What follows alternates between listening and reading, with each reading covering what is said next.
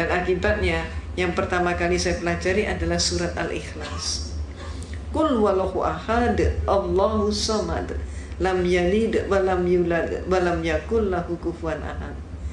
Malamnya saya ngaji surat Al-Ikhlas, persis pagi harinya saya mendapatkan kuliah teologi di mana dosen saya menyatakan Tuhan itu satu tapi pribadinya tiga.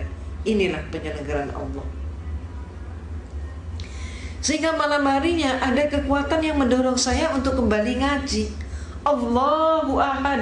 Ini yang benar menurut suara hati saya begitu. Maka hari-hari berikutnya saya dialogkan dengan dosen saya. Saya katakan, Pater, saya belum paham hakikat Tuhan. Maka kemudian dosen saya pun bertanya, bagaimana mungkin seorang biarawati tidak paham hakikat Tuhan? Kaget sekali dia. Maka dia pun maju ke papan tulis, menggambar sebuah segitiga sama sisi. AB sama dengan BC sama dengan CA. Saya ditanya, segitiga ini berapa? 1. Sisinya berapa? 3. Itulah Tuhan itu satu tapi pribadinya 3, kata dosen saya. Maka kemudian saya pun mengatakan, kalau demikian Pater, suatu saat nanti kalau dunia sudah semakin maju, ipteknya pun semakin berkembang, Tuhan itu kalau cuma 3 pribadi tidak akan mampu untuk mengurus dunia. Paling setidak-tidaknya harus mendapatkan penambahan menjadi 4 pribadi. Jawab dosen saya, tidak bisa. Saya jawab, bisa saja. Maka saya pun maju ke papan tulis, menggambar segi 4 sama sisi.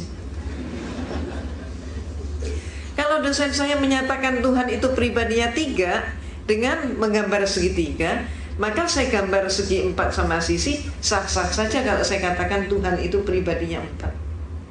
Apa kata dosen saya? Tidak boleh. Kalau tadi tidak bisa, sekarang menjadi tidak boleh. Maka kemudian saya tanya kenapa? Jawabnya, ini dogma. Dogma adalah hukum atau aturan yang dibuat oleh pemimpin gereja. Maka saya tanya, Pater, kalau saya belum paham dogma itu bagaimana? Dia mengatakan, Anda paham atau tidak, terima saja, telan saja, dan jangan dipertanyakan. Kalau Anda bertanya, kalau Anda ragu, hukumnya dosa. Walaupun saya sudah dijawab seperti itu, tapi malam hari ada keinginan yang demikian kuat untuk kembali mengkaji Al-Quran. Demikian terus-menerus terjadi, sehingga saya pun semakin ingin berdialog dengan dosen saya tentang masalah konsep Tuhan, tentang masalah tauhid, kalau kita menyebutnya demikian. Maka antara lain saya pernah bertanya, Pater, yang buat meja ini siapa? Saya pernah bertanya begitu. Maka kemudian dosen saya nampak dia menangkap ada sesuatu yang lain di balik pertanyaan saya.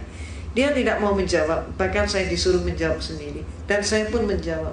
Saya katakan, Pater, kalau menurut saya yang membuat meja ini pasti tukang kayu. Lalu kenapa? Pasti tanya lagi dia. Saya jawab, kalau menurut saya meja ini walaupun dibuatnya setahun yang lalu, sampai 100 tahun kemudian meja ini tetap meja, tidak berubah menjadi tukang kayu, dan tidak ada satupun meja yang mampu mengubah dirinya menjadi tukang kayu. Tukang kayu tidak boleh dipersamakan dengan meja. Maka dia pun bertanya, apa maksud Anda? Saya katakan, Pater, menurut pengamatan saya, Tuhan itu menciptakan alam semesta dan seluruh isinya termasuk manusia. Maka ada manusia yang dilahirkan setahun yang lalu, sampai 100 tahun kemudian ternyata dia tetap manusia. Bahkan sampai kiamat pun manusia tetap manusia. Tidak ada satu manusia pun yang mampu mengubah dirinya menjadi Tuhan, dan Tuhan tidak boleh dipersamakan dengan manusia. Malamnya saya ngaji lagi, dan hari-hari berikutnya saya dialog lagi, saya diskusi lagi. Saya pernah menyatakan juga, Pater, siapa yang melantik RW? Saya ditertawakan kali ini. Bagaimana mungkin seorang biarawati nggak ngerti siapa yang melantik RW? Maka saya jawab, sebetulnya saya mengerti. Maka kemudian dia baru terhenyak, dia kaget sekali. Apa sih maksud Anda? Dia tanya. Coba menurut Anda siapa? Coba silakan jawab. Bertubi-tubi saya digitukan. Dan kemudian saya katakan, Pater, kalau menurut saya yang melantik RW pasti eselon di atasnya, lurah ataupun kepala desa. Kalau sampai ada RW dilantik oleh RT, maka jelas pelantikan itu tidak sah. Demikian pula ada 100 orang kopral bermusyawarah untuk mengangkat salah satu teman mereka menjadi seorang jenderal. Yang melantik 99 orang kopral melantik seorang jenderal untuk menjadi, melantik seorang temannya kopral juga untuk menjadi seorang jenderal. Walaupun yang melantik 99 orang, tetap saja pelantikan itu tidak sah. Apa maksud Anda? Dia tanya. Maka saya katakan, Pater, menurut pengamatan saya, Tuhan itu menciptakan alam semesta dan seluruh isinya termasuk manusia. Manusia hakikatnya sebagai hamba Tuhan. Maka kalau ada manusia melantik sesamanya manusia menjadi Tuhan, jelas pelantikan itu tidak sah. Malamnya saya ngaji lagi, terus seperti itu. Dan kemudian saya diskusi lagi, sampai pada klimaksnya saya bertanya tentang sejarah gereja. Saya katakan, Pater, menurut semua literatur yang saya pelajari dan kuliah yang saya terima, Yesus yang oleh umat Islam disebut Nabi Isa alaihissalam, ternyata Yesus itu untuk pertama kalinya dilantik menjadi seorang Tuhan. Peristiwa itu baru terjadi pada tahun 325 Masehi. Jadi sebelum tahun 325 Masehi, Yesus belum jadi Tuhan. Yang melantik Yesus jadi Tuhan siapa? Yang melantik Yesus jadi Tuhan adalah seorang raja Romawi, yaitu Konstantin. Pelantikannya terjadi dalam rangka sebuah konsili. Konsili ini bahasa Latin Romawi, artinya adalah konferensi, atau istilah kita yang lain adalah muktamar. Terjadi di kota Nizea. Maka disebut konsili Nizea tahun 325 Masehi. Ini untuk pertama kalinya Yesus jadi Tuhan. Jadi sebelum itu dia belum jadi Tuhan. Sayangnya, sejarah ini tidak dipahami oleh 98% umat Kristen. Walaupun sejarah ini ada di dalam buku-buku mereka. Cuman dengan sengaja pemimpin-pemimpin gereja menutup sejarah tersebut agar supaya umatnya tetap tidak tahu. Kenapa? Kalau sampai umatnya tahu, umatnya akan terguncang sekali kalau mengetahui Yesus diproses dari manusia menjadi Tuhan, dan yang melantik adalah seorang manusia.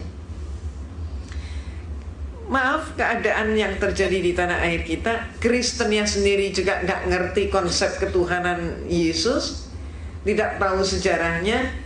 Mereka kemudian menyerang kita umat Islam dengan program kristenisasi dan pemurtadan, sedangkan kita umat Islam juga sayangnya gak tahu sejarah itu. Itu sebabnya apa yang saya informasikan ini termasuk menjadi bekal dakwah kita. Kalau ada serangan, katakanlah yang hak itu hak, yang batil itu batil. Sejarah ini perlu diungkap. Nah, Ibu dan Bapak yang dirahmati oleh Allah, maaf saya berbicaranya terlalu cepat nggak?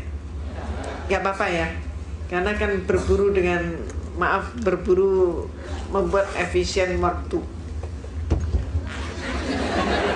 Kok malah ditaruh di atas meja?